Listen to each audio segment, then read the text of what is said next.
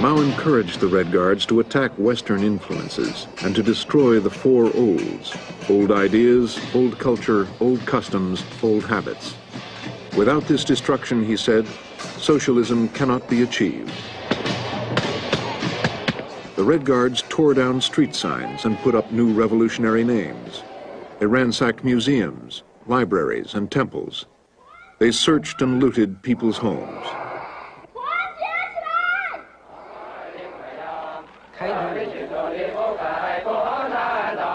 Groups of Red Guards roamed the countryside, urging peasants to attack local officials.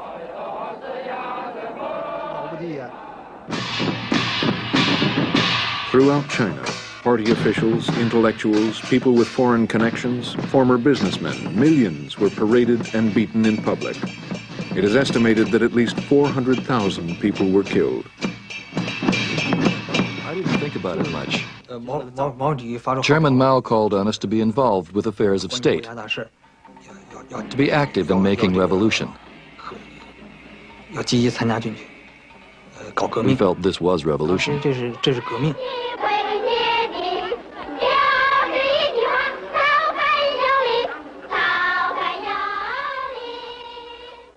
Chairman Mao had said, a revolution is an insurrection, an act of violence by which one class overthrows another. It's not a dinner party. We had to be rough and harsh and wild.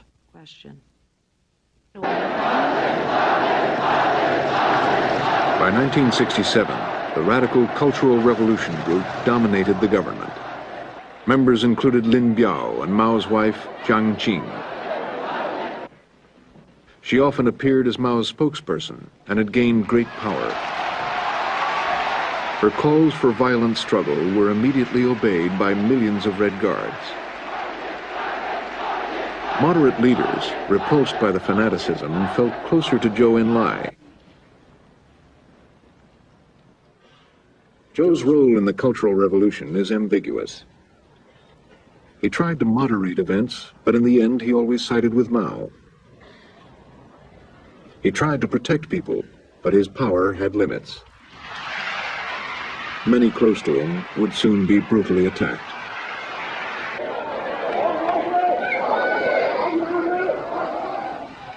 People from the Cultural Revolution Group told us to drag out Liu Shaoqi and Deng Xiaoping and overthrow them.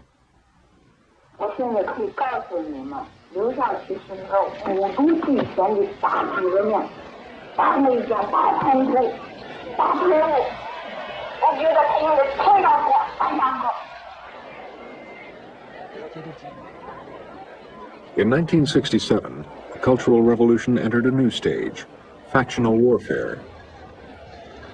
The Red Guards had never been a unified movement. At first, only students with good communist backgrounds were admitted. The millions of young people left out formed their own groups and called themselves rebels. We organized our own Red Guards. We called ourselves the Red Guards of Mao Zedong fought. We were part of the rebels. We made armbands the same as the others. You say you're defending Chairman Mao? Okay, so am I. You're making revolution? So am I.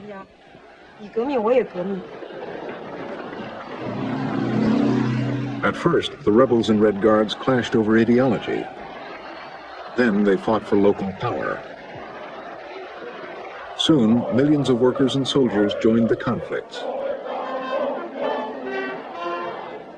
In Shanghai, the rebel group, led by colleagues of Mao's wife, Jiang Qing, overthrew the local party committee. Mao immediately supported the rebels. Now that the revolutionary forces in Shanghai have risen up, he declared, there is hope for China. Across the country, rebel groups responded by trying to seize power from local party authorities. The violence Mao had unleashed had spiraled beyond even his control. He described the summer of 1967 as utter chaos and all-out civil war. Again and again, Zhou Enlai, on Mao's behalf, ordered the different factions to stop fighting. But they did not. Finally, in July 1968, Mao turned on the Red Guards and rebels, personally ordering them to disband. This time they obeyed, as soldiers took over schools and colleges and terrorized the students into submission. A few people called the dictatorship team came in. The person who was declared a criminal was dragged out of his seat. Then two from the dictatorship team would hit the person's legs with their rods so that he would kneel. Then they'd handcuff you and announce your crimes. They shoved your head down. The rest of the audience would shout slogans and you were dragged away. It was scary. You never knew who would be next. I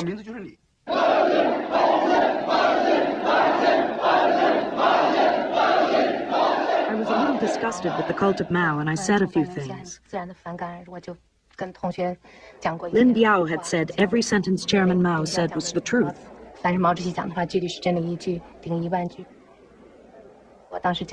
I said nobody can say everything that is the truth. So I was labeled a reactionary student. At school, they held several criticism meetings against me. What was most unbearable, and even today still makes me uncomfortable, was that none of my friends would speak to me. I became totally isolated. We heard older people talk about Jiang Qing and knew they really looked down on her. So we made up jokes. And we said the chaos of the Cultural Revolution was due to Jiang Qing, and Mao should divorce her. Jiang Qing's group heard about what we said. For his casual remarks, Zhang Lenglong spent the next 10 years in jail.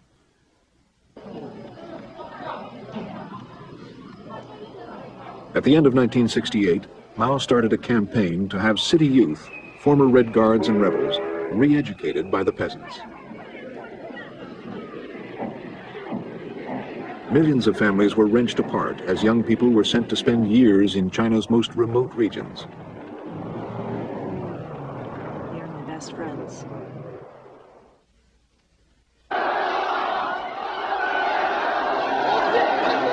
April 1969.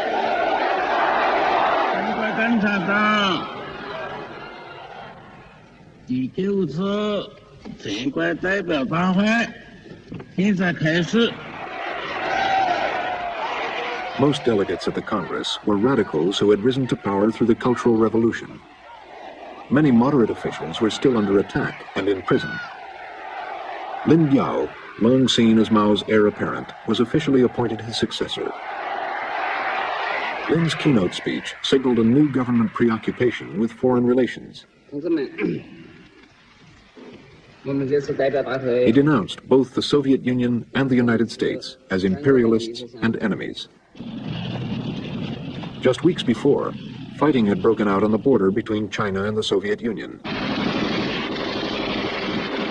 Mao and Zhou Enlai now saw the Soviet Union as a greater threat than their traditional enemy, America. They sent signals to the U.S. that they would like to begin talks.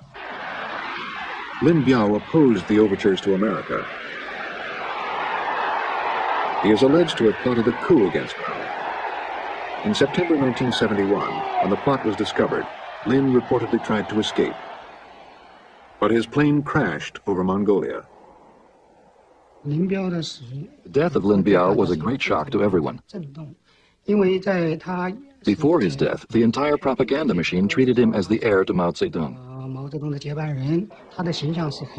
He had very high stature, second only to Mao. People treated him as a revolutionary saint. Now suddenly he was a traitor.